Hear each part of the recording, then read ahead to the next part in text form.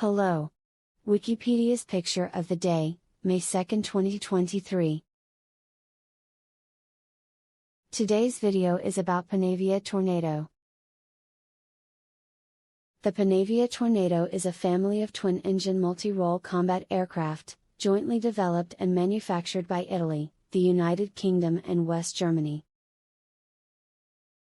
There are three primary Tornado variants: the Tornado IDS fighter bomber, the Tornado ECR suppression of enemy air defenses aircraft, and the Tornado ADV interceptor aircraft. Developed by Panavia Aircraft, it made its first flight in 1974 and entered service in 1979-80. The Tornado is used in active service by the German Air Force, the Italian Air Force, the Royal Saudi Air Force, and was also used by the Royal Air Force, RAF, until 2019. This RAF Tornado GR4 was photographed in a training sortie over northwest England in 2012. Thanks for watching. And don't forget to like, comment, and share.